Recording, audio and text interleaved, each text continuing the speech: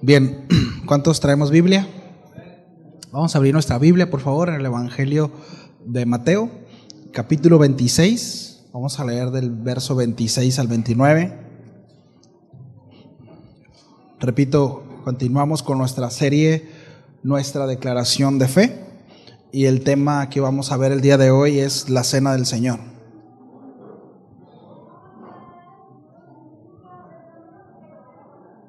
Cuando estemos ahí, por favor, me dicen, ya llegué, amén, gloria a Dios, aleluya, Cordero habla, como quiera decir, santo. Bien, ¿estamos ahí? Bien. Y mientras comían, tomó Jesús el pan y bendijo y lo partió y dio a sus discípulos y dijo: tomad, comed, esto es mi cuerpo. Y tomando la copa y habiendo dado gracias, les dio diciendo: bebed de ella todos, porque esto es mi sangre del nuevo pacto, que por muchos es derramada para remisión de los pecados. Y os digo que desde ahora no beberé más de este fruto de la vid hasta aquel día en el que lo beba de nuevo con vosotros en el reino de mi Padre. Vamos a orar. Señor, queremos disponer este tiempo, así como lo hicimos para adorarte, para alabarte, así también, Señor, para recibir tu palabra. Enséñanos, que tu Espíritu hable a nuestro corazón, Señor, y que nuestra vida se vea afectada, Señor, por lo que quieres hablarnos esta tarde. En el nombre de Jesús, amén. Amén. Bien, la Cena del Señor es una instrucción dada por Jesús mismo a sus discípulos. Sí, es la demanda de una perpetua remembranza acerca de su obra expiatoria. El que nosotros estemos constantemente recordando este maravilloso acontecimiento, y hablo de la obra del Señor, de salvación, nos librará de olvidar, mis amados, de dónde Dios nos ha sacado. Sí. Porque la verdad es que es muy fácil perdernos y creer que la vida que ahora tenemos, ¿verdad?, fue por nuestra diligencia y por nuestra propia sabiduría. Sí. Y se nos olvida que por nosotros mismos somos un desastre. ¿Cuántos estamos de acuerdo con eso? Sí. Ángel, en la ausencia del Señor, sin la instrucción de la palabra, es un desastre. Sí. Y creo que la mayoría estamos aquí porque coincidimos en eso. Este pacto que el Señor hace con la humanidad a través de su Hijo es un pacto que trasciende en la eternidad, ¿sí?, que divide el tiempo y la era de los hombres, que pone al incapaz y perdido en una posición de honor y aceptación delante del Creador. Este Creador todo justo, todo santo y todopoderoso. Sí, no nos olvidemos de esto. Ahora, vamos a encontrar que la Pascua del Éxodo, la Cena del Señor y la muerte de Jesús en la cruz están totalmente relacionadas, mis amados. ¿Sí? Son inseparables, pues. Entonces, el observar en las Escrituras la narrativa de esta cena, en donde Jesús establece que la celebración de Pascua apuntaba directamente a Él, nos da luz para entender muchos elementos que Moisés había demandado al pueblo. El autor de Hebreos en el capítulo 8, verso 5, no vaya ahí, pero el autor menciona que aquello que le fue dado a Moisés era sombra y figura de las cosas celestiales. Dice el apóstol Pedro, añadiendo a esta misma idea, que esas cosas, ¿sí?, fueron reveladas en estos postreros días para nosotros. Sí. Ahora, ¿en dónde se dio esta instrucción y bajo qué contexto se dio esta instrucción? Es importante observar, porque pareciera que no tiene mayor relevancia. Sin embargo, intentaremos ver algunos detalles, algunos elementos, que son significativos para esta doctrina. ¿En dónde se llevó a cabo? Bueno, según la narrativa bíblica, dice que fue en el aposento alto. Muchos coinciden que fue en la casa de Juan Marcos. Esta casa estaba ubicada dentro de los muros de Jerusalén. Sí. Ahí es donde se tenía que realizar la Pascua. Jesús estaba celebrando Pascua en ese momento. Sí. Estaba dentro de los muros porque así lo marcaba la ley. Ahora, en donde ellos estaban muy cerca del monte donde se erigió el templo del Señor. Este monte tiene mucha importancia en la historia de salvación, mis amados. Ahora, ¿se acuerdan cuando Jesús ordenó a Abraham ir al monte de Moriah para sacrificar a Isaac?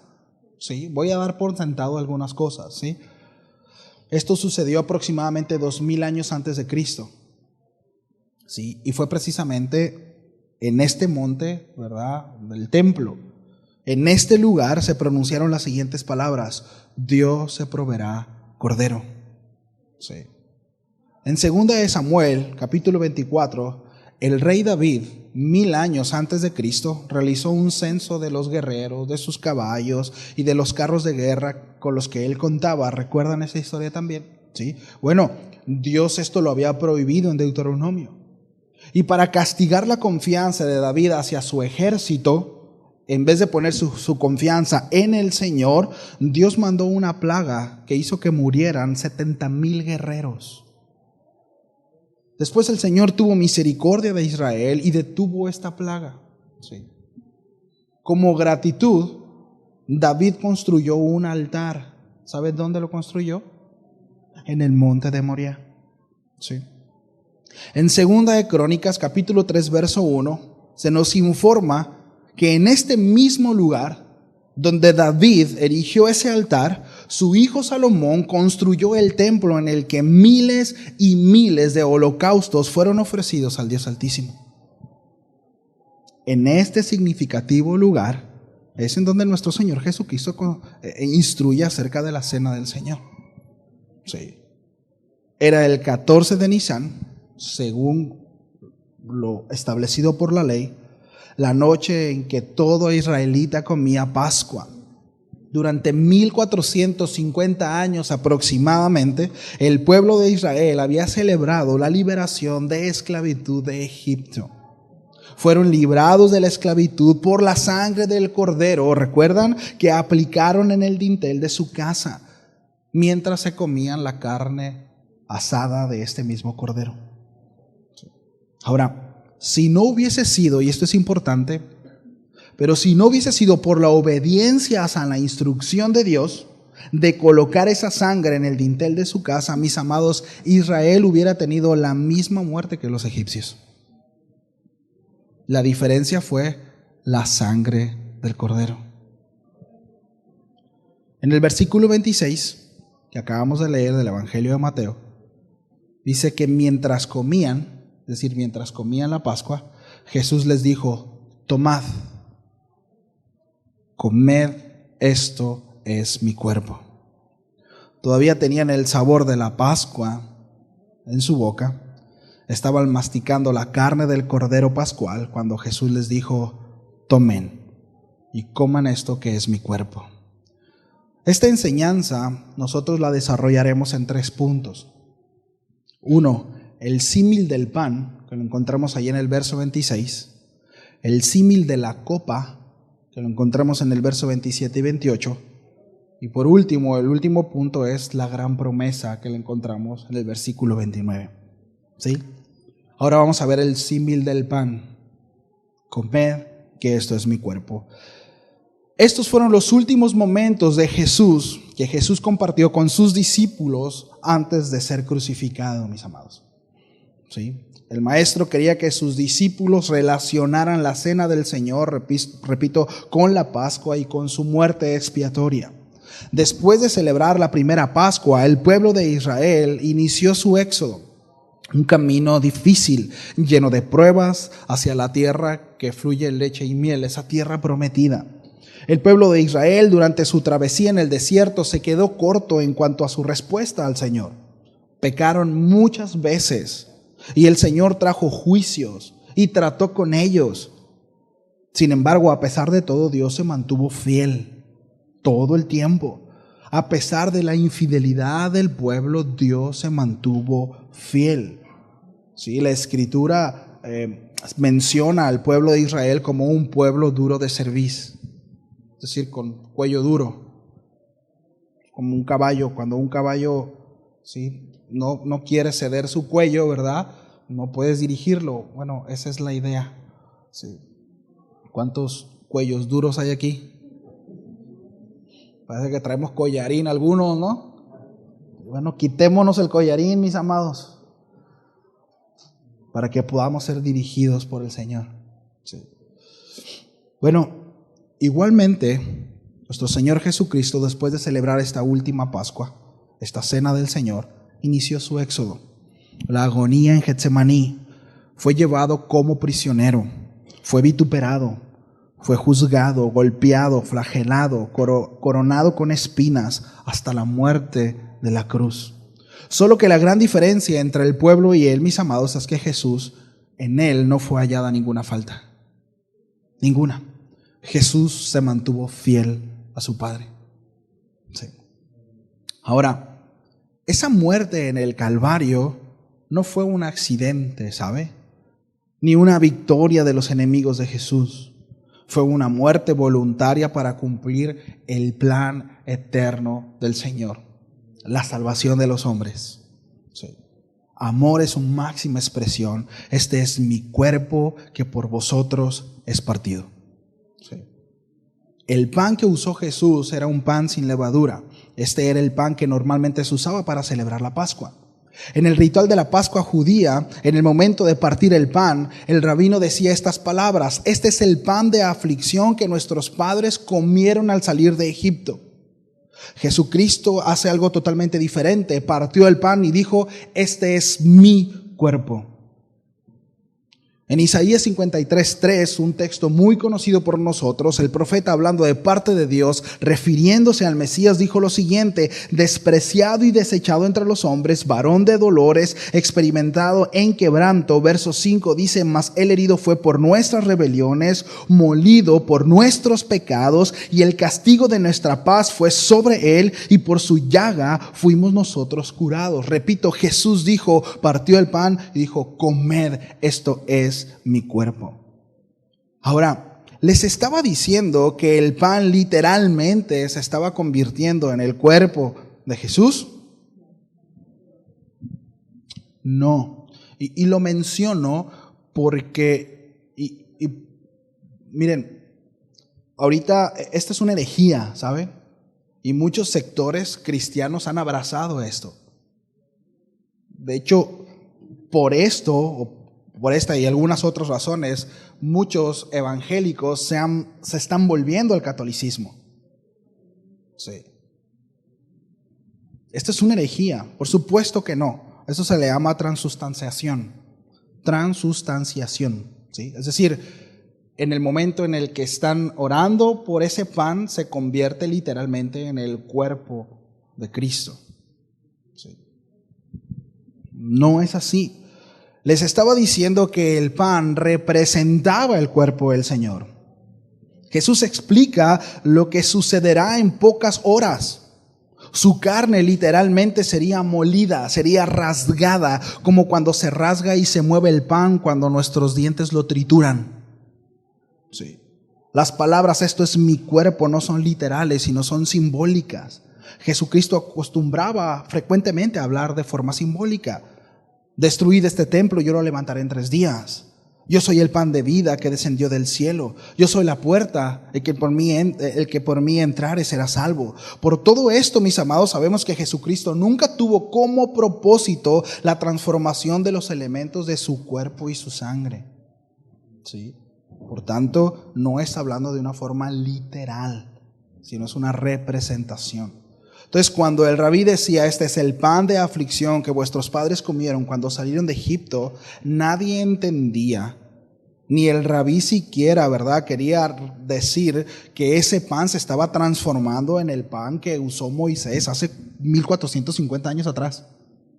Sí. Por supuesto que no. Ahora, Jesús enfatiza 2 cosas acerca del pan. 1, que representa su cuerpo, y 2, la fe. Es decir, la fe en su cuerpo partido, que es una ofrenda a favor nuestra para pagar nuestros pecados. Sí. Durante todo el tiempo de su ministerio, repito, Jesús usó esa manera simbólica de hablar. El que come mi carne y bebe mi sangre tiene vida eterna. No vemos, ¿verdad?, ninguno de los apóstoles agarrando mordidas a Jesús, ¿sí? Era una ilustración, por supuesto. Juan 6:47 dice: el que cree en mí tiene vida eterna. Un silogismo en matemáticas dice, es una fórmula, espero poder ser claro en ese sentido, dice que si A es igual a C y B es igual a C, entonces A es igual a B. ¿Sí? Por tanto, comer la carne de Jesús es igual que creer en Él, porque el resultado es el mismo. ¿Sí? El que no come, ¿verdad?, muere de inanición. El que no cree en Jesús no tiene vida, tiene muerte espiritual por sus pecados y delitos. ¿Sí? Ahora, hay algo interesante aquí. Jesús dice: toma y come. Está en imperativo. ¿Sí? Si no recibes lo dado por Dios, no puedes ser parte de la obra. Si no lo recibes, no puedes ser parte de la obra. Es que todos somos hijos de Dios. Es que Dios amó a todo mundo. Eso se llama universalismo. Es que todos son hijos de Dios, pero no todos lo saben. Pero al final todos vamos a ir al cielo porque Dios es tan bueno. Sí, Dios es tan bueno que por eso traerá justicia. Por eso juzgará. Porque Dios es bueno. Si no fuera bueno, Dios no juzgara. ¿Qué pensaría usted de un juez que no juzga al malo? ¿Usted consideraría como bueno, ¿verdad?, a un juez que tiene delante de él a un violador abusivo, ¿verdad?, y que lo deja en libertad porque tiene un corazón muy grande? ¿Usted lo considera bueno a ese juez? Bueno, no rebajemos al Señor a ese estándar de perversión. Dios es tan bueno que juzgará a buenos y malos. Precisamente porque es bueno. Y condenará a mis amados. Al fornicario, al adúltero, al mentiroso, al ladrón, etcétera, etcétera, etcétera, etcétera, etcétera. Porque es bueno. Porque es bueno. Toma y come. Está en imperativo. Si no recibimos lo dado por Dios, no podemos ser parte de la obra. No podemos ser parte de la obra. ¿Sí? Entonces, cuando dice tomad, comed, que este es mi cuerpo, lo que significa es vengan.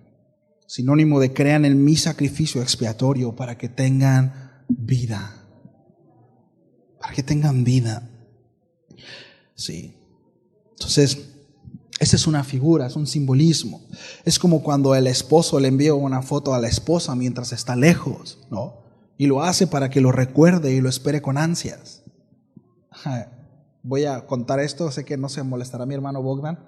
Me acordé de ahora en enero que fuimos para Guadalajara y se despidió de sus niños, ¿no? Sus niños pues lloraron, ¿no?, porque lo iban a extrañar. Entonces, mientras estaba despidiendo de ellos, pues los niños estaban llorando porque Bogdan se iba a ir. Y comenta Rita que cuando se subieron al carro, que Santiago le decía: mamá, a ver, muéstrame una foto de papá, dice, porque, ¿no?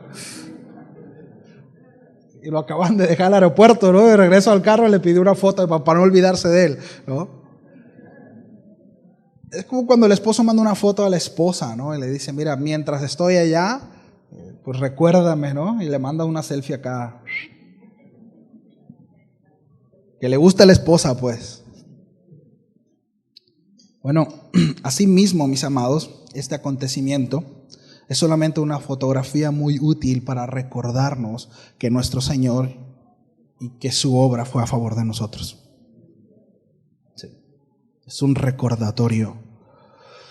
Él nos ha dejado esta fotografía para acordarnos de Él hasta que Él venga. Entonces le veremos cara a cara, personalmente. Mientras tanto, tenemos esta instrucción: cada vez que hagan esto, háganlo en memoria de mí. Recuérdenme. ¿Sí? Se trata de mí. Es mi obra. ¿Sí? Ahora, por un lado, repito, este es el símil del pan. El cuerpo triturado, desgarrado, como veíamos allá en Isaías 53. Ahora, el símil de la copa. Dice ahí en el verso 27, y tomando la copa,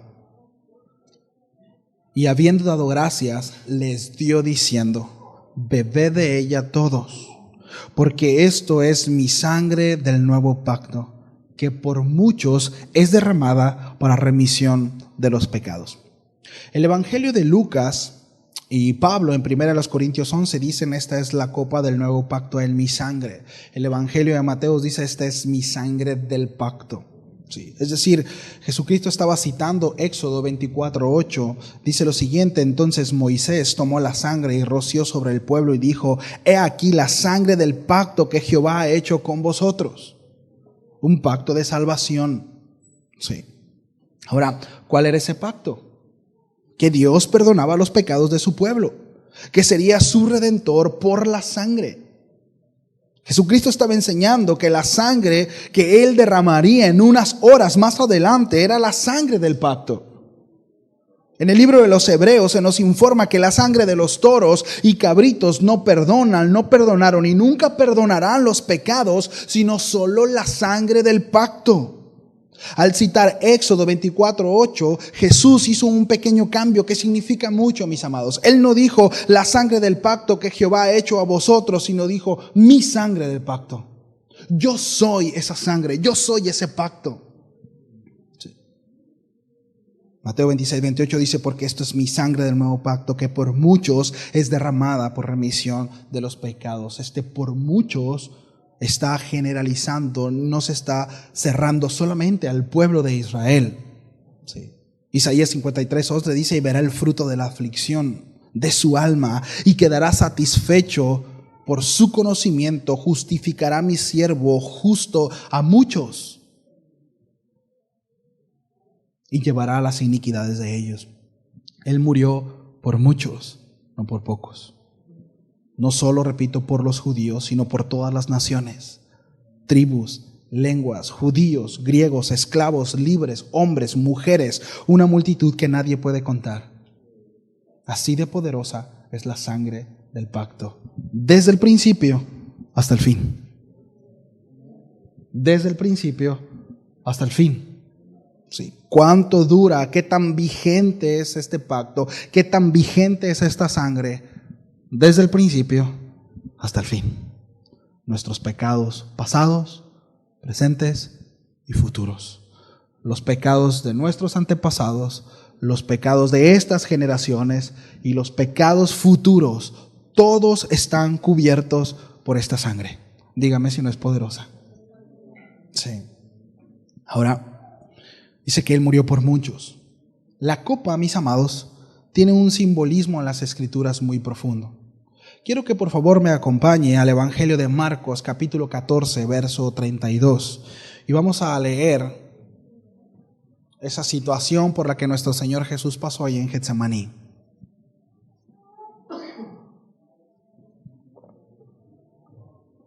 ¿Estamos ahí? Marcos 14, verso 32. ¿Sí? Vinieron, pues, a un lugar que se llama Getsemaní. Como dato, Getsemaní es también llamado como...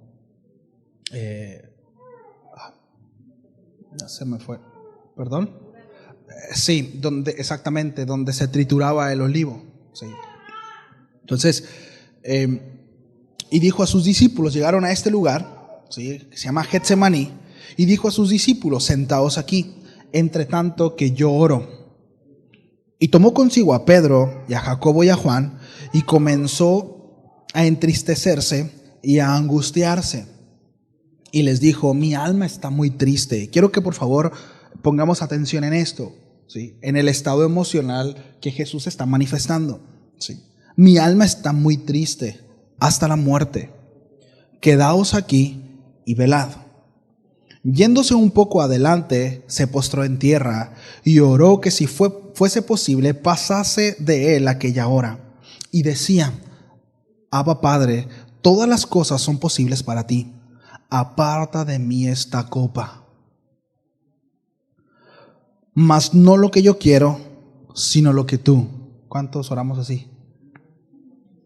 No es lo que yo quiero, sino lo que tú quieres, Señor. ¿Sí? Vino luego, es decir, con los discípulos, dice que los halló durmiendo. Ay, estos discípulos. Y dijo a Pedro: Simón, ¿duermes? ¿No has podido velar una hora? Y luego le vuelve a dar la instrucción, ¿sí? Velad y orar para que no entréis en tentación. El espíritu, la verdad, está dispuesto, pero la carne es débil. ¿Cuántos dicen amén? Otra vez fue y oró, diciendo las mismas palabras. Al volver otra vez los halló durmiendo, porque los ojos de ellos estaban cargados de sueño. Y no sabían qué responderle. Vino la tercera vez y les dijo: dormid ya y descansad. Basta, la hora ha venido. He aquí el Hijo del Hombre es entregado en manos de los pecadores. Levantaos, vamos, he aquí que se acerca el que me entrega. Miren, los evangelistas, la verdad es que no ahorraron palabras para que nosotros pudiéramos entender el sufrimiento que estaba pasando Jesús aquí en el Getsemaní. Sí. ¿Qué era lo que estaba llenando de terror el alma de Jesús en ese momento? ¿Qué era lo que lo tenía tan angustiado? Porque si nosotros vemos a través de la historia, nosotros nos vamos a encontrar con hombres y mujeres que se enfrentaron a la muerte con un coraje y con una quietud extraordinaria. Me atrevo a decir que quizá mucho más enteros que lo que nosotros estamos viendo aquí en Jesús. Sí. Estoy hablando de muchos mártires cristianos. Pensando, por ejemplo, en Policarpo, enfrentando la hoguera con una confianza y con una valentía impresionante. ¿Cómo podemos explicar, verdad, que muchos de los seguidores de Jesús parecen haber enfrentado la muerte con mucho más entereza que él? Vemos los escritos que muchos de ellos iban rumbo a su ejecución, danzando, cantando, alabando al Señor, con una sonrisa en su rostro. ¿Por qué? No me hagas spoiler, brother. Vemos cómo ellos abrazaban esa muerte, ¿verdad? Con gozo. Esperaban, ¿verdad?, ver el rostro de su amado.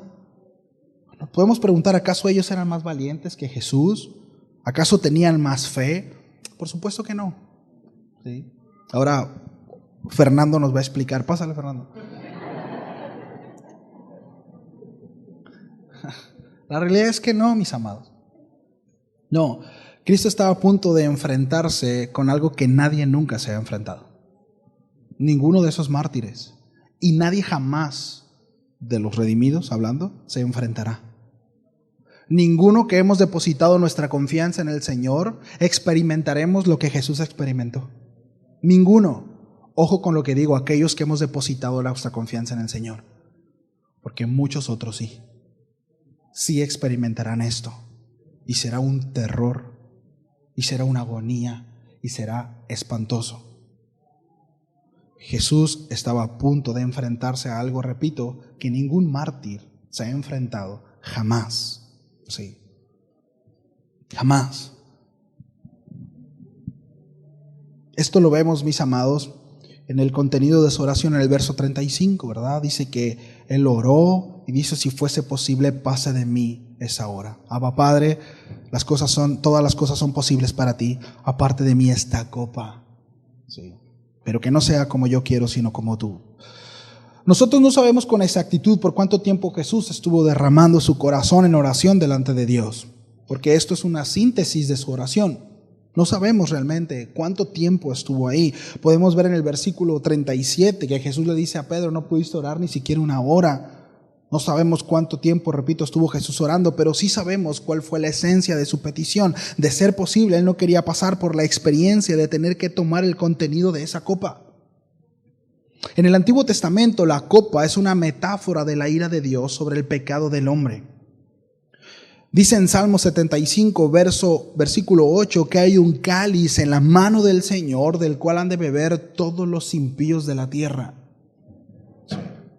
El profeta Isaías se refiere a esa misma copa en Isaías 51, verso 22, como el cáliz de su furor.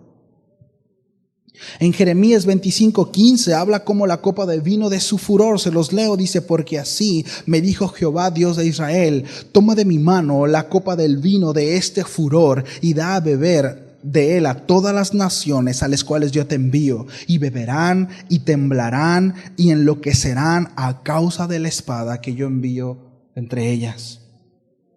De manera, mis amados, que no fue la expectativa del sufrimiento físico de la cruz lo que llenó de temor y angustia el corazón de Jesús, sino el hecho de saber que unas pocas horas iba a él tener que beber esa copa de la mano del Padre. Sí. Él iba a tener que cargar todo el peso de la santa ira de Dios. Toda la ira que hemos acumulado todos los hombres a lo largo de la historia, desde el principio hasta el fin. Asesinatos, violaciones, estafas, brujerías, mentiras, corrupción, adulterio, fornicación, idolatría, calumnia, y la lista sigue. Todo cayendo sobre de él. Su pecado y mi pecado cayendo sobre de él. El Santo de Israel, el que nunca había experimentado en sí mismo la amargura del pecado, siendo inocente, tomaría el lugar de cada impío de todos los tiempos sobre la faz de la tierra, desde el principio hasta el fin. Si mis pecados son muchos, ahora imagínense los pecados de todos los hombres. Jeremías 31:33 dice: pero este es el pacto que haré con la casa de Israel después de aquellos días, dice Jehová. Daré mi ley en su mente y la escribiré en su corazón, y yo seré a ellos por Dios y ellos me serán por pueblo. Al final del versículo 34 dice: porque perdonaré la maldad de ellos y no me acordaré más de sus pecados. Jesucristo nos estaba enseñando, mis amados, les estaba enseñando a sus discípulos que estaban perdonados de sus pecados por la sangre del pacto que unas horas más adelante derramaría, y les ordena: beban todos de ella. Que esto es igual a creer en la remisión de nuestros pecados, precisamente por la sangre del Cordero. Sí. Jesús venía a tomar el lugar de ese Cordero. Un Cordero sin culpa siendo sacrificado en el lugar del culpable. El Cordero de Dios que quita el pecado del mundo. Estas fueron las palabras de Juan el Bautista. Él bebió la copa por usted y por mí. Fue derramada esa copa de ira. Sí. Y esto nos lleva al versículo 29. La gran promesa. La gran promesa. Aquí viene un... ¿no? Os digo que desde ahora no beberé más de este fruto de la vid hasta aquel día en el que beba de nuevo con vosotros en el reino de mi Padre. Qué bonito, ¿no? Esta es una promesa, mis amados, para fortalecer nuestra fe. Era una promesa que él hacía para fortalecer la fe de los discípulos. Nos encontraremos con él. El Señor recordó esta promesa a los discípulos porque sabía que los siguientes 3 días sería la más grande tribulación para ellos. Sería terrible. Su maestro sería expuesto de manera vergonzosa delante de todos. El desánimo se apoderaría de su mente. La duda sería innegable. Las expectativas que se tenían para con el Señor quedarían crucificadas juntamente con Cristo en esa cruz. Iban a perder toda esperanza. Por eso Cristo les dijo: la próxima vez que estemos sentados cara a cara, lo haremos celebrando la comunión. Será cuando ustedes hayan visto que la redención que yo compré en la cruz es una realidad en gloria. Y es una promesa para todos, pero principalmente para ellos. ¿Pueden imaginar esos 3 días? Ellos vieron al maestro dar enseñanzas con tal autoridad. Lo vieron hacer milagros, expulsando demonios. Aún los maestros más picudos de la ley no podían argumentar absolutamente nada en contra de él. Él había dicho que era el Cristo. Él había dicho que era el Mesías prometido. Y después verlo tan vulnerable, ver cómo se avergonzaban, ver cómo lo avergonzaban, ver cómo lo expusieron delante de todos y verlo morir. ¿Qué pasaba por la mente de ellos? El Señor sabía perfectamente qué es lo que iba a pasar con los discípulos. Sabía que lo iban a abandonar. Con Pedro trató directamente. Cuando Pedro le dijo que esto no te acontezca jamás, ¿verdad? Le dijo, mira Pedro, para empezar tú me vas a negar, compadre. Mire, el Señor sabe quiénes somos. El Señor sabe quiénes somos. Dios sabe quién es usted. Quizá quien está a un lado no. Ni su esposa ni su esposo sabe quizá realmente la persona que es usted. Pero Dios sí. Dios conoce los pensamientos más lindos que tenemos. Esos pensamientos rositas, ¿verdad? Con ponis y arcoíris. Dios los conoce. Y Dios dice, ay, qué bonitos pensamientos. Pero también Dios conoce los más perversos pensamientos que llegan a cruzar por nuestra cabeza. Dios conoce lo envidioso, lo mentiroso, lo perverso que somos. A mayor o menor medida. No, para que no me vean feo, pues. Pero Dios lo sabe. Y Dios sabía, Jesús sabía qué clase de persona eran los discípulos. Y Dios les da esta promesa. Un día nos volveremos a ver. Regresaré. Ellos tenían que aferrarse a eso. Regresaré. Estas últimas semanas hemos hablado acerca del retorno del Señor. ¿Qué hacer mientras tanto? Porque lo volveremos a ver. Sí. Bueno, lo veremos por primera vez nosotros. Cara a cara. Pero ellos lo volverán a ver. ¿Sabe?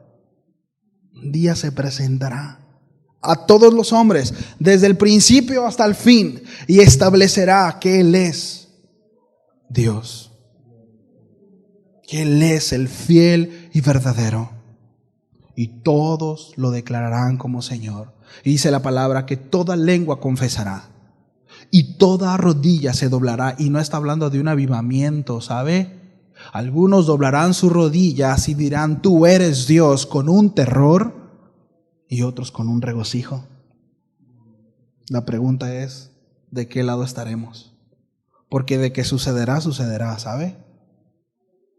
El Señor les dice, volveré.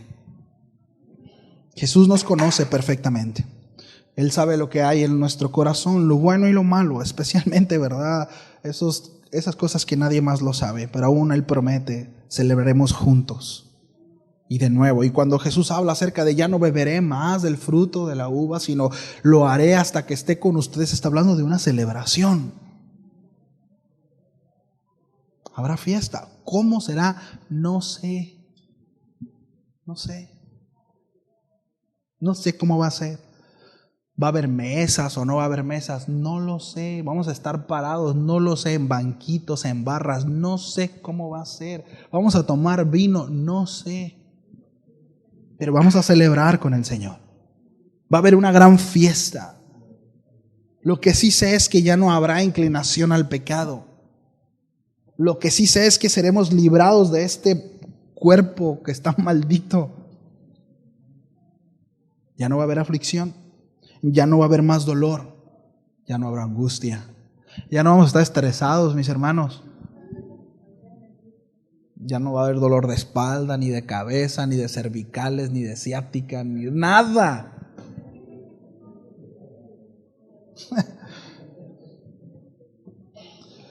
Exactamente cómo será, no lo sé. Por favor, hijo. Sí. Lo que sí sabemos, mis amados, es que el Señor regresará. Y cada vez que nosotros nos reunamos y celebremos este acontecimiento, como lo hicimos la semana pasada, tenemos que hacerlo recordando, dijo Jesús, cada vez que hagan esto, háganlo en memoria de mí. Es decir, reconoce como que, ay, sí, Jesús, me acordé de Él. No, recordando todo lo que hemos hablado, todo lo que implicó. Miren, mis amados, a veces somos tan ligeros y creemos que adoración lo reducimos a adoración, ¿verdad? Como hace rato decía, las baladitas, ¿no? Y hay un canto tan bonito, ¿verdad? Y la alabanza, y aplaudo, y sí. Pero no tienen idea cuánto cuesta el hecho de que nosotros de verdad, confiadamente, podamos llegar hasta el lugar santísimo. No tenemos la más mínima idea.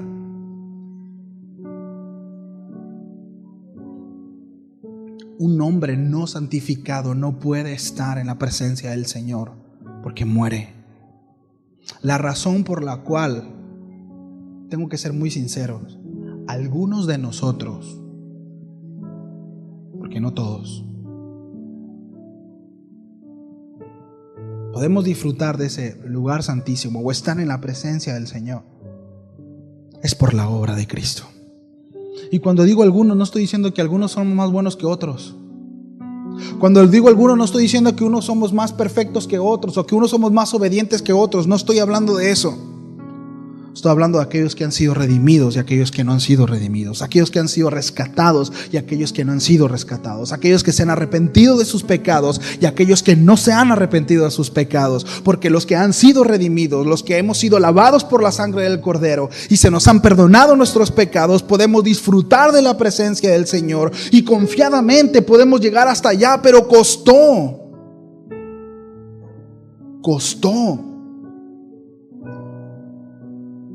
Es que la salvación es gratis, sí, para ti, para mí, pero hubo un pago. Hubo un pago. La humanidad del ungido fue desgarrada. Bebió la copa de la ira y su sangre se derramó para la salvación de muchos.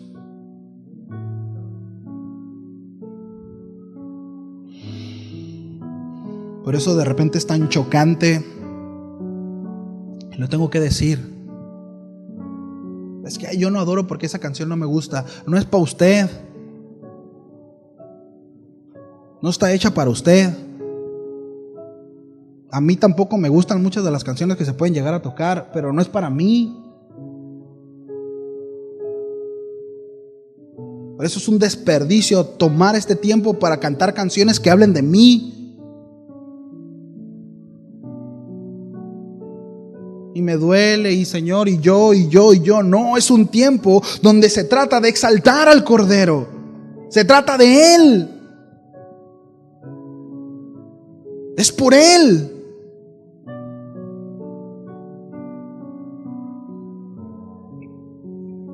El Señor nos dice que estemos recordando esto, mis amados, porque es tan fácil que nos olvidemos. Y vivimos vidas vacías. Y por inercia, y nos creemos cristianos y espirituales porque vamos a la iglesia 1 o 2 veces a la semana, porque aplaudo y canto y a veces medio me conmuevo porque la canción me gusta.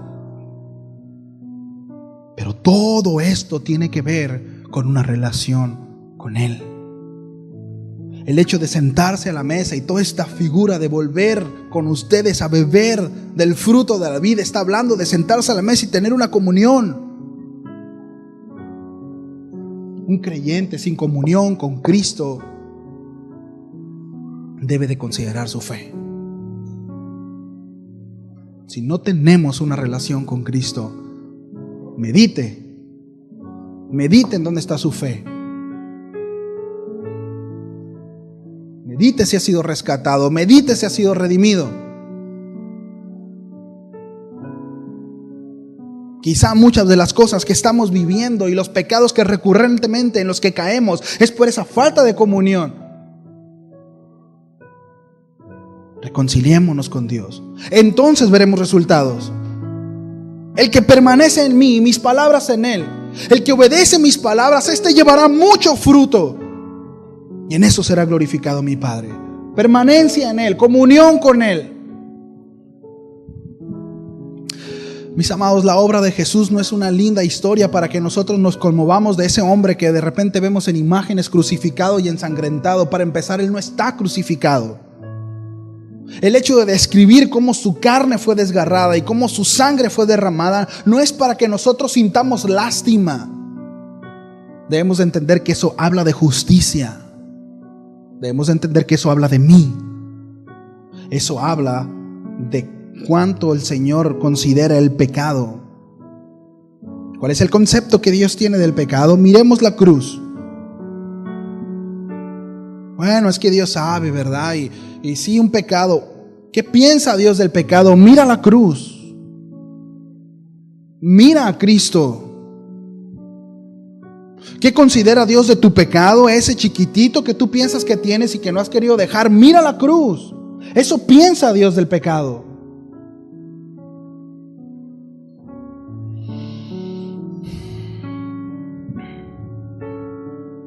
Pero hay esperanza. Tenemos esperanza. Dile que está a un lado, hay esperanza. Qué bueno es Dios, porque hay esperanza. Él no se acordará más de nuestros pecados. Necesitamos depositar nuestra confianza en Él y vivir acorde. Tenemos que ser obedientes, pero es por fe. Sí, pero la obediencia evidencia mi fe. Si no obedezco es que no he creído. Está fácil. 1 más 1. No obedezco, no he creído para salvación. No he creído para salvación. Oramos.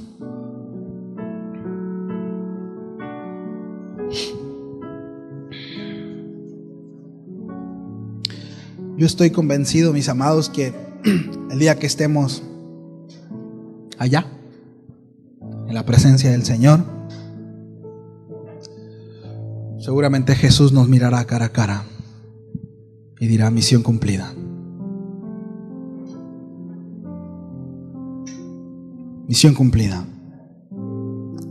Te dije que era real. Sí es cierto.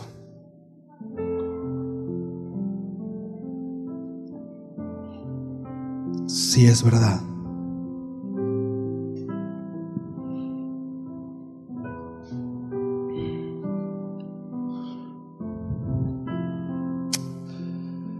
Si Él lo dijo, pasará, mi amado.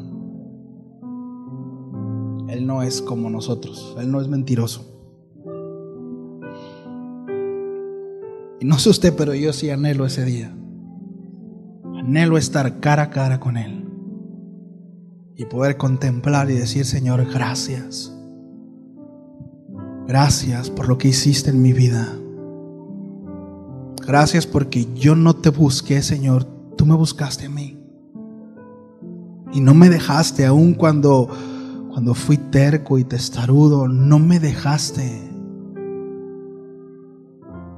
Me atrajiste a ti, Señor. Y me diste tantas cosas. Porque de verdad yo soy un convencido que sin Dios soy un desastre.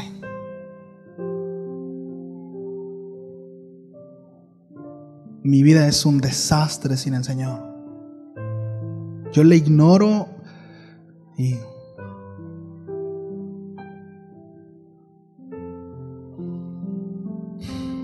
gracias, Señor. Gracias por tus promesas.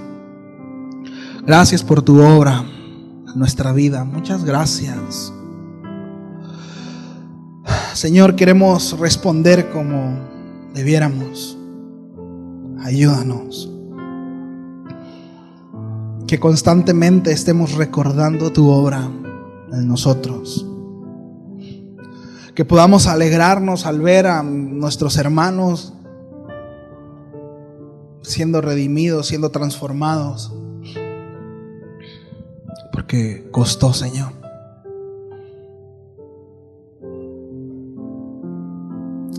Gracias, Señor, por esa sangre derramada. Gracias por poner tu cuerpo. Gracias. Porque así como tú resucitaste y venciste a la muerte, así también nosotros venceremos a la muerte y nos encontraremos contigo, Señor, en los lugares celestiales. Gracias, Señor. Yo oro para que si alguno acá quizá esté en duda, que que tu Espíritu afirme el corazón, porque es una obra que solo tú puedes hacer, Señor, que va mucho más allá de un buen discurso, que va mucho más allá, Señor, de un momento. Esto lo tienes que hacer tú.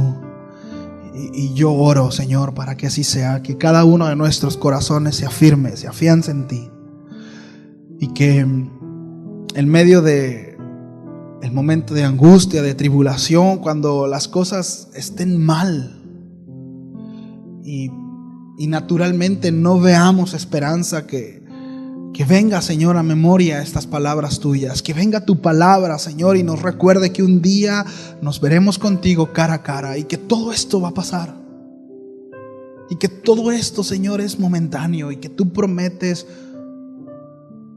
un estado eterno, que tus promesas están mucho más allá de lo que siquiera pudiéramos imaginar.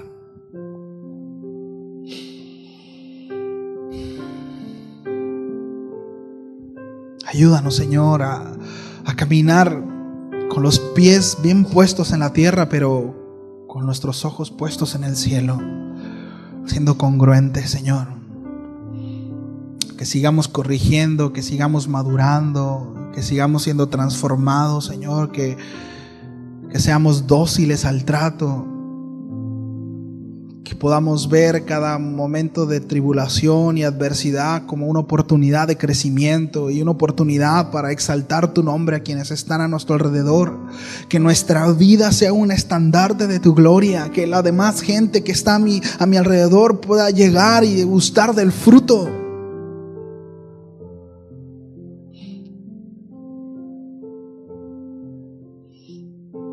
Fortalécenos, Señor. No te pedimos que cambies la circunstancia, pues tú sabrás por dónde hemos de pasar. Solo te pedimos que nos fortalezcas. Está bien si la circunstancia no cambia, está bien. Que no sea como nosotros queremos, que sea como tú. Solo te pedimos que nos fortalezcas. Señor Jesús, tú pasaste por todas las pruebas y tú nos conoces, Señor. Solo te pedimos que nos fortalezcas. Ayúdanos a mantenernos firmes. Y aceptamos tu voluntad. ¿Cuántos dicen, Señor, yo acepto tu voluntad? ¿Cuántos se atreven a decir, Señor, yo acepto tu voluntad? Que no sea como yo, sino como tú. Quiero ser un hijo obediente. Quiero crecer en obediencia. Gracias, Señor. Gracias. En el nombre de Jesús. Amén. Amén. ¿Por qué no le da un aplauso al Señor? Y dale gracias, Dios. Gracias, Señor. Bien. Pues estamos despedidos. Salúdense. Y si Dios quiere, nos vemos el miércoles. ¿Sí?